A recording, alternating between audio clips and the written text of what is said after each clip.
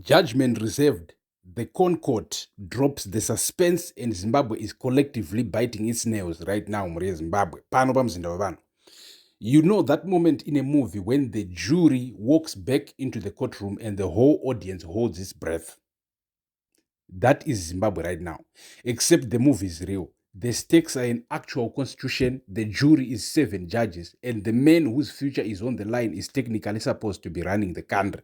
Except nobody knows exactly if that's happening. Right? Zimbabwe. The Constitutional Court of Zimbabwe had the 2 landmark cases against Cape 3, 2 separate legal challenges, 2 separate sets of lawyers, 1 enormously consequential question. Can the president of Zimbabwe chair a cabinet meeting that approves a bill that directly extends his own presidency and call that constitutional? The court listened. The judges asked the questions. One judge said something so explosive that the State House reportedly needed a moment to compose itself. And then, in the finest tradition of judicial theater, the bench reserved judgment. They reserved the judgment. No ruling today. This was yesterday, right? Zimbabwe must wait. But Zimbabwe, what happened inside that courtroom before the judges walked out? That is exactly the broadcast and it is everything, right? The president who didn't show up for his own case. Let us start with the most extraordinary procedural development of the day. The number 1 respondent in this constitutional case, the man being directly accused of violating his presidential oath of office, decided that personally engaging with those accusations was simply not for him. President Mnangagwa, cited as the first respondent in the matter, did not personally file opposing papers, not 1 page, not a single sworn affidavit, not even a WhatsApp message forwarded through a junior minister. Nothing, Zimbabwe. Instead, his legal advisor submitted a response on his behalf, leaving the formal courtroom defense almost entirely in the hands of the Attorney General's office. Now, let us think about this strategically, because this is not incompetence, this is calculation. If Mnangagwa personally files an affidavit defending Cape 3, he is personally, legally, on record defending a bill that a constitutional court might subsequently rule unconstitutional. That creates a paper trail, that creates liability, that creates a document that future prosecutors or future commissions of inquiry can point to. By sending the Attorney General to do the defending while he stays personally silent, Mnangagwa is essentially saying, if this goes wrong, the government defended Cape 3, not me personally. Right. Legally elegant, constitutionally cowardly, but very, very deliberate. It is the presidential equivalent of asking your friend to return something you broke to the shop, so that if there is an argument, technically you were not even there. Right. Let's talk about the media blackout and the letter that explains everything. Before we get to the fireworks inside the courtroom, let us talk about what happened on the outside. In a letter issued by the Constitutional Court on May 19th, referenced CCZ 8 of 2026 and addressed to Atherstone and Cook legal practitioners representing Sources Media Network, the court dismissed an application to conduct live courtroom coverage. The letter stated that the request had been placed before Chief Justice Elizabeth Gwaunza following an urgent application, after which she concluded that no sufficient basis has been demonstrated to warrant the granting of the request for live coverage inside the courtroom. No sufficient basis. 40,000 Zimbabweans in the diaspora, millions more at home, an entire nation watching to see if its constitution will be protected or dismantled, a case that will define Zimbabwe's governance architecture for the next decade. And the Chief Justice decided on May 19th, the day before the hearing, that this is not sufficient basis for live coverage. Let me now remind you of one fact that is simply impossible to ignore. Chief Justice Gwaunza was appointed by Mnangagwa himself, effective May 15th, 2026. 5 days before she blocked the cameras, 5 days before she presided over the case that decides her appointer's political future. Now, I am not saying she is captured. I am not saying she is compromised. What I am saying is that if you designed this situation specifically to look suspicious, you could not have done a better job. The man appoints the Chief Justice. The Chief Justice blocks the cameras. The country watches a case about its own constitution through a keyhole. Vision 2030 family, absolutely thriving. Right. Inside the courtroom, the seven judge bench went after Professor Lovemore Maduk with the kind of probing, technical questioning that tells you the judges are actually thinking, not rubber stamping. The central judicial focus of the day was not the merits of Maduk's constitutional argument, it was timing. Specifically, is this lawsuit premature? The bench repeatedly pushed Maduk on whether the war veterans should have waited for the full parliamentary process to complete before approaching the court. The logic being, CAB 3 has not been passed yet. Parliament has not voted yet. Is the court being asked to intervene in a legislative process that is still ongoing? Maduk's counter-argument was sharp, precise, and constitutionally devastating. He said, the violation did not occur in parliament. The violation occurred the moment Mnangagwa sat at the head of that cabinet table and chaired the meeting that approved a bill from which he personally benefits. That moment has already happened. It cannot be undone by waiting. And asking the court to wait for an illegal process to fully manifest through a compliant parliament before intervening is not constitutional discipline. It is constitutional surrender. Wait for the house to burn down before you call the fire brigade. That is what they are suggesting, my lords. Ndimaduku. The judges listened. They asked more questions. They probed the limits of judicial timing. And then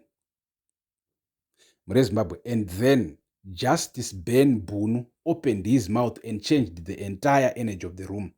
In a moment that will be discussed in Zimbabwean legal circles for years, Justice Bunu openly suggested from the bench that the contentious issues surrounding the extension of executive terms should potentially be resolved through a national referendum, rather than solely through ZANU-PF's parliamentary majority. Stop. Rewind a little bit. A judge sitting on the bench hearing this case publicly suggested a referendum. Not the litigants, not Maduk, not the war veterans. A judge on the Constitutional Court bench suggested that the Zimbabwean people should vote on this. And why does that matter so catastrophically for State House?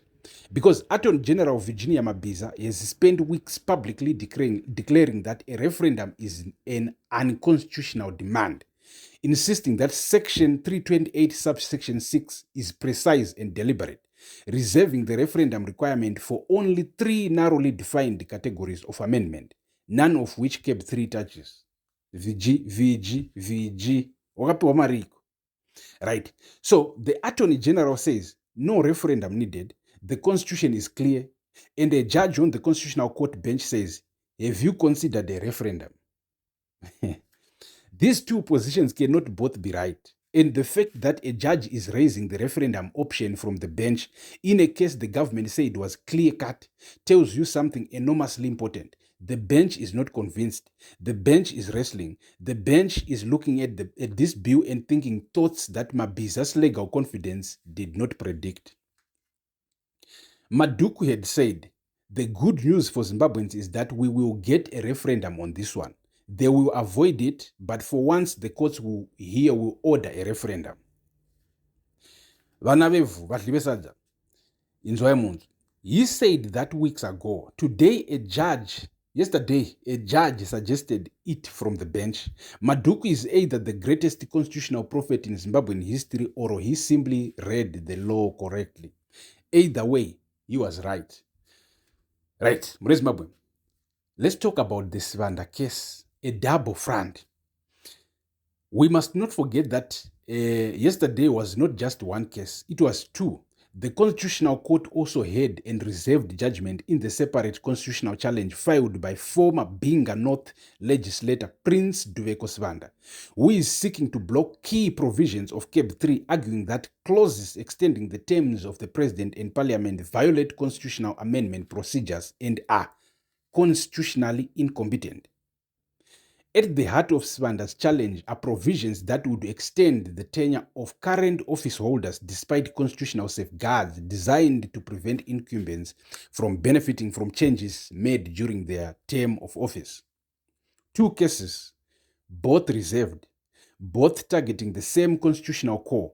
An incumbent president cannot use the amendment process to extend his own grip on power.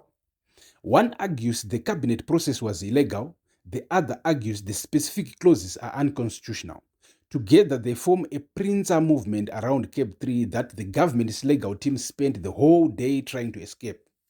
And notably, Parliament, cited as respondent in the Zvabuda case, also reportedly struggled to present a coherent legal defense. The constitution that, the institution that is supposed to pass this bill could not robustly defend it in court. Ha!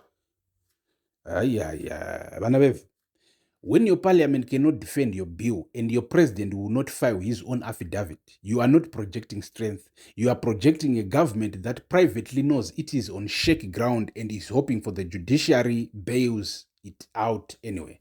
It is hoping with my courts somehow since vari muhomwe maybe the president vachaita plan, but it seems it's too hard and it's too obvious.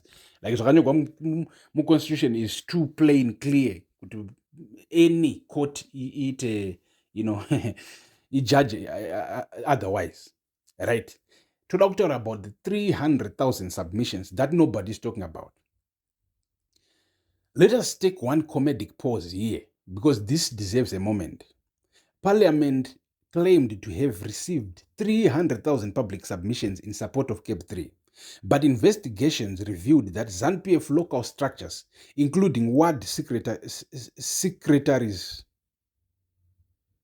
district coordinating committees, and village heads, conducted a door-to-door campaign using pre-drafted forms with household registers compiled under instruction.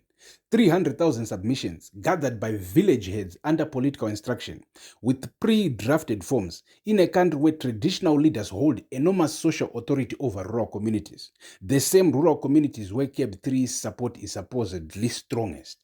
This is the democratic mandate the government is presenting to a constitutional court. 300,000 forms filled in by people whose village head told them to fill in the form. That is not public consultation. That is organized paperwork with tea afterwards.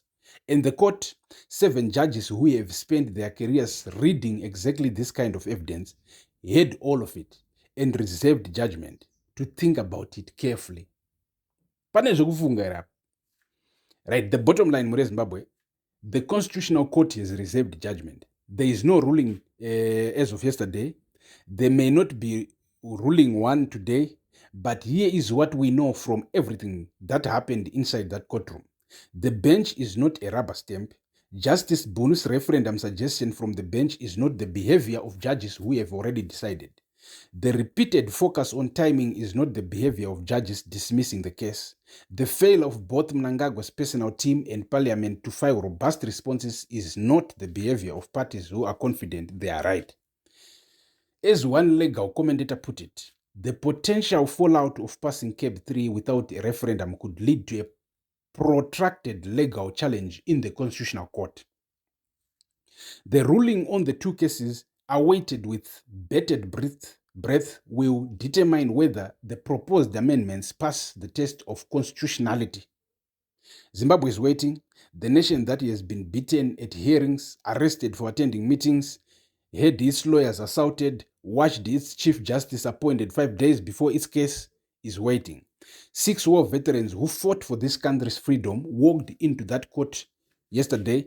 They brought a professor who was beaten up for defending the Constitution, Love Momaduk. They faced the bench presided over by a judge appointed by the men they are suing.